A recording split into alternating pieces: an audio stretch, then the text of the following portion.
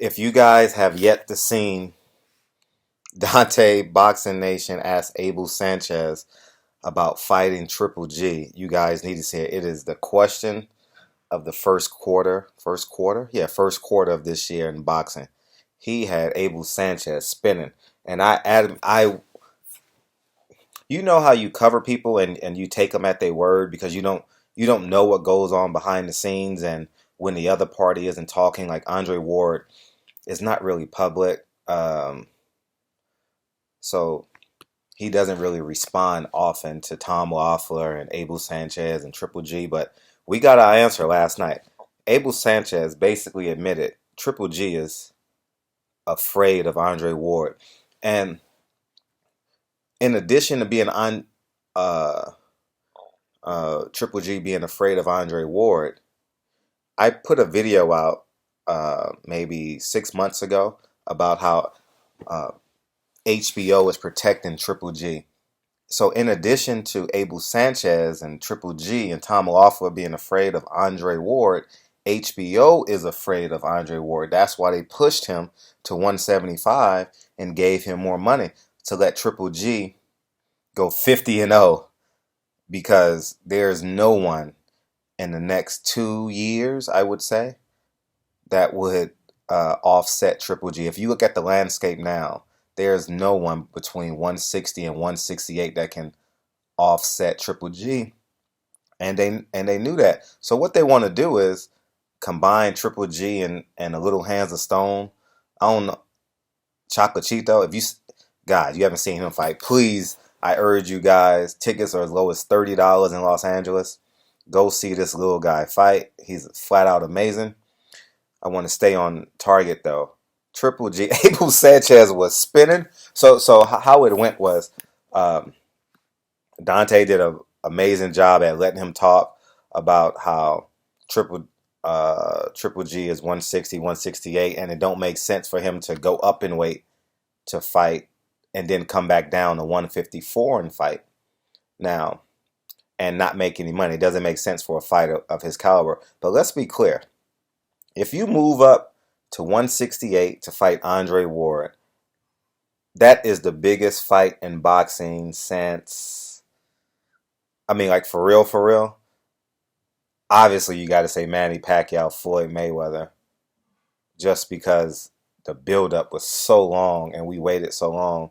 But Canelo Mayweather, that was a big fight. Canelo Mayweather, although it was one-sided, 11 rounds to 1, we had one blind judge, but that was a ginormous fight. Ward Triple G would be the biggest fight, yeah, since Canelo Mayweather. I was there for that fight. That fight was big. That fight was super huge, and that was the lowest odds you had on Floyd. Was it 270 minus two? So you had to bet $270 to win $100, I believe it was, since Manny Pacquiao. Manny Pacquiao was like 230, I believe it was. So Triple G is officially afraid of Andre Ward, and HBO is officially afraid of Andre Ward. So Andre Ward, and I even asked Max Kellerman, if you go through my videos, is Andre Ward the mule for HBO? Andre Ward is basically the mule for HBO. Without Andre Ward, there's no HBO. Think about it. Andre Ward is the pawn, or is the hand that stirs the pot. Because Sergey Kovalev has no one to fight. When I say no one to fight, no one. He can't even... Sergey Kovalev can't even sell out a 5,000 person arena. For real. Do we respect him inside the boxing circle as being one of the best fighters in the world? Obviously, but he's not liked. We don't like him at all. And on a personal level, I don't like him. And I hope my prediction is completely wrong, because I adamantly do not like Sergey Kovalev. And if you look down at Triple G has no one to fight either. But he's likable. So with him being likable, they're able to market him to the boxing public, and you can appreciate him by him being a knockout artist, and he's pleasing, and he do it for the fans, and they made him half Mexican, and and the Mexicans have embraced him. Um, Triple G is a pussy, and his camp is a pussy because they've been lying us all this time. Because Dante even said, so you would fight Julio Cesar Chavez at 168 and not come back down, but you would fight Floyd at 154. And I would have to go through all my footage, but I have footage of Abel Sanchez says we would go to 154 to fight Floyd Mayweather. He is the only fighter in the world. Now, keep in mind, if you fight Floyd Mayweather, you're a rock star. Period. He's retired so many fighters. He retired Marcos Antonio, Marcos Maidana, Marcos Antonio Barrera. He retired Maidana with $1 gazillion in Argentina. He's living a life. He's over 200 pounds now. For all intents purposes, he retired Robert the Gross Guerrero. And to validate my point, Robert the Gross Guerrero dad even told me that he owes a lot to Floyd Mayweather. Floyd Mayweather is such a nice guy. He's done so much for my family. And albeit it all be true, the biggest payday of their life. Andre Berto will gladly tell you the biggest payday of his life. He learned so much from Floyd Mayweather. You don't talk bad about Floyd Mayweather once you fight him. You hate him before, but when you get that check, it's life-changing. Flat out life-changing. And if Triple G was to fight Floyd Mayweather, there is no arena in the world, and I mean this, there is no arena in the world that they could not sell out. If it's 150,000 people, it's going to be 150,000 people there. Trust me. If the ticket prices are, at the top are $10 and $20, $30, not like those Manny Pacquiao prices, without a doubt, it would sell out. So, Tom Loeffler and Abel Sanchez is doing some backputting, and I hope that footage goes viral. I hope ESPN picks it up, Fox, everyone. Dante, shout out to Dante. I even text Dante 5 o'clock this morning. Was it 4 or 5 o'clock this morning when I got done doing some stuff? I got done my writing. I text Dante. I said, Dante, I knew he was in Oakland. I said, Dante, that was the question of the year in the boxing public. And I text him safe travels. I know he's in Oakland, but so y'all need to give Dante for having the gall to ask those tough questions. He even asked a tough question to Canelo. He says, so if you don't fight Triple G in your next fight, are you willing to give up the belt? And he said, and Canelo posed like he was doing Arnold Schwarzenegger bicep pose, and he says, I'm ready, or something like that, something to the effect. So kudos to Dante's Boxing Nation. Go to Fight Hype. I believe it's on Fight Hype. And you know who else did an amazing video? 78 Sports. I love his energy in his videos, man. He be going in. He's like my alter ego because I'm definitely more poised than he is in terms of how I speak. And I absolutely love 78 Sports. He's entertaining, man. He goes in, and it's great that we all have our different personalities and you guys can choose who you want to listen to. But Triple G is scared. I mean, Abel said, man, I can't even articulate the backpedaling Abel. I'm trying to articulate it to you guys. I can't even articulate it. I'm being honest. I can't articulate what Abel Sanchez. I'm going to put the link in the description box and shout out to Fight Hype for posting it.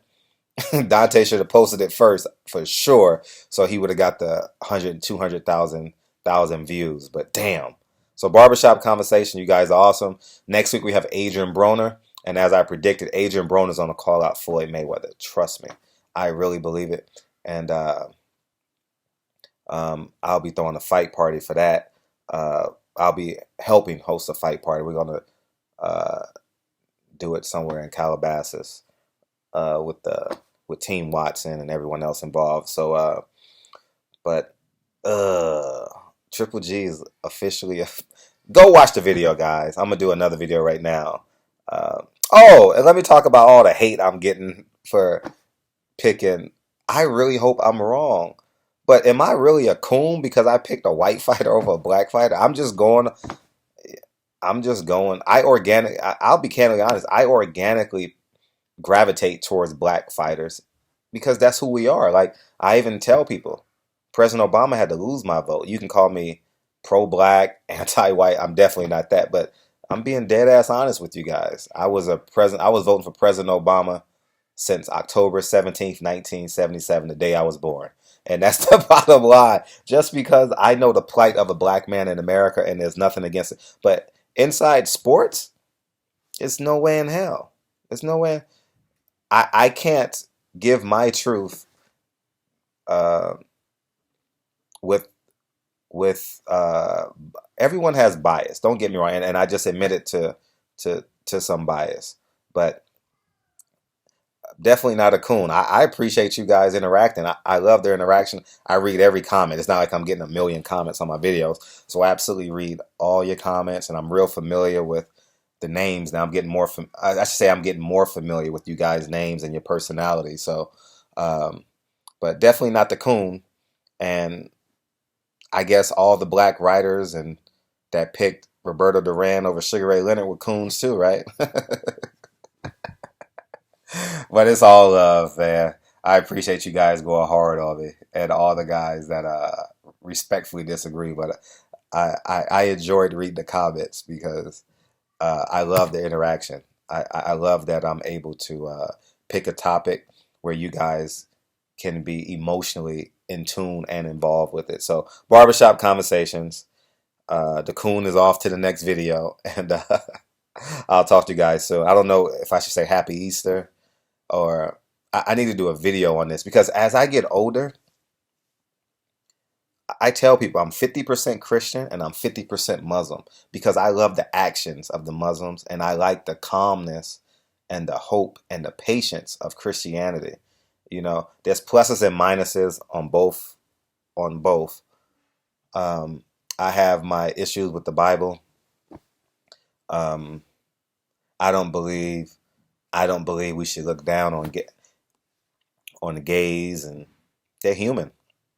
And the Bible says there's no big I's and little U's. So, as I told you guys before, a gay person is just as guilty as you cutting a person off in the freeway and flipping them off. That's the same sin. There's no big sins and no little sins, you know. They said the only sin that's is rebuking the Holy Spirit, if I'm not mistaken. So I just believe everyone is equal. I do believe there's an afterlife. I do. But that's a whole nother video. We done went so far in this video, but I enjoy talking to y'all. So feel free to comment on any of the topics that I did. But I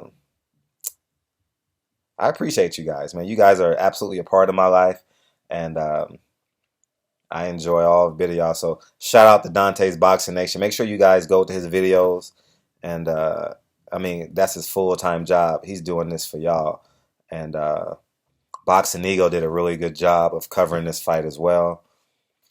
And you know, Fight Hype and everyone else is been consistent for years. So barbershop conversation. I truly appreciate you guys' support, and I'll be doing another video now before I go eat with my mom and everyone else. All right, talk to you guys soon. Peace, guys.